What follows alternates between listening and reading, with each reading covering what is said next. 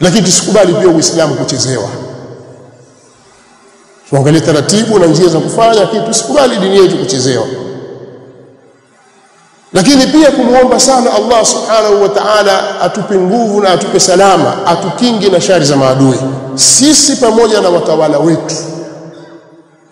Leo imekuwa ni jambo la kawaida katika nchi zetu, akishaingia mtawala wa Kiislamu katika madaraka, makafiri wanafanya njama nyingi sana za kumkwamisha katika jambo mpaka afuate matakwa yao. Hii ni kawaida kwao. Sasa hawa watakiwa sisi tuwatambue katika hili na tuwahami watawala wetu katika hili kwa kuombea dua njema. Tukiingia na sisi katika kuwapiga vita wale wanatumia hiyo njia, lengo ni kutufikia kwenye Uislamu wetu. Hatuzungumzi maneno haya kwa ajili ya kujipendekeza, tunazungumza dinan.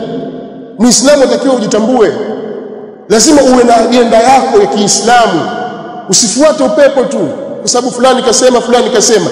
Hawa wana mikakati migumu kabisa dhidi ya Uislamu, na wanapokuwa na nafasi hawana huruma na Waislamu.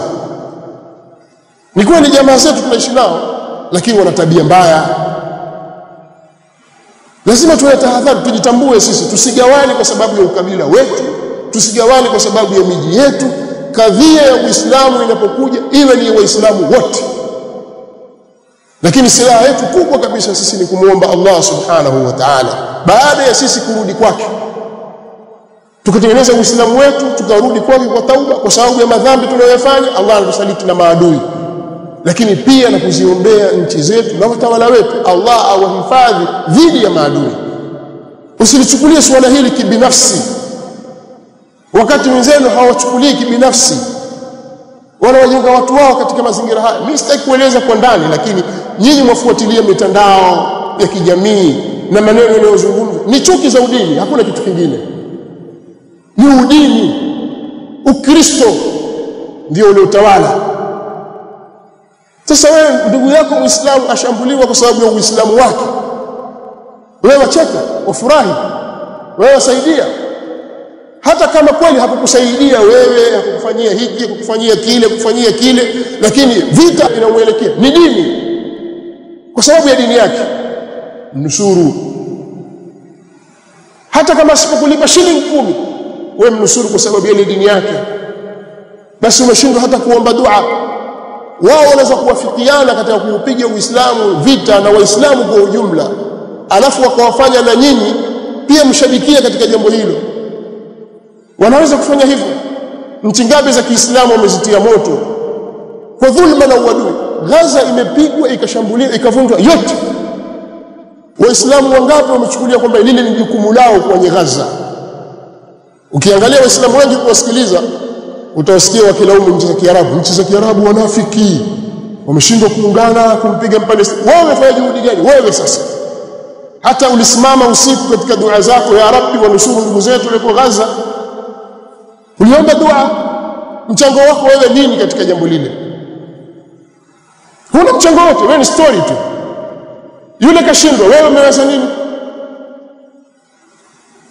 Kwa hiyo tunakwepa yale majukumu na masuhulia tunayofanya sisi, hatumo kwenye mambo yanayotuhusu sisi kwa sababu ya ubinafsi wetu. Ndugu zangu katika imani, tutakwenda kuulizwa mbele ya Allah subhanahu wa ta'ala kuhusu hii dini. Tuondoshe ubinafsi wetu katika mambo yanayohusu dini. Yeyote anataka kuigusa dini yetu, awe atumia siasa, awe atumie mambo mengine yasiyokuwa siasa na taratibu nyingine, tumia mila, atumia umiji na njia yoyote kaitumia kwa ajili ya kutaka kuutweza Uislamu wetu, sisi tusikubali kabisa. Lakini ujue kwamba maadui wa Allah subhanahu wa ta'ala hawawezi kusalitiwa juu yetu isipokuwa sisi tutakapoacha dini yetu.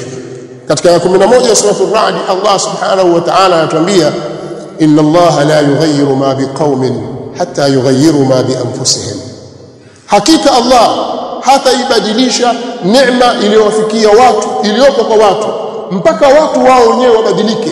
Wa idha arada Allah biqaumin su'a fala maradda lahu. Na Allah akitaka adhabu kwa kaumu yoyote, hakuna wa kuirudisha. Kwa hiyo ukiona kuna kasoro imejitokeza kwetu, na dhaifu imeingia kukusilaumu tu, ujue udhaifu umeanzia kwangu na kwako na kwa yule. Tujirekebisheni ndugu zangu katika imani, turudi katika mstari wa sawasawa, tujue kwamba tuna jukumu ya kuilinda na kuitetea dini yetu, na sisi tuwe na dhamira ya kweli kabisa ya kuinusuru dini hii kwa ajili ya Allah subhanahu wa ta'ala.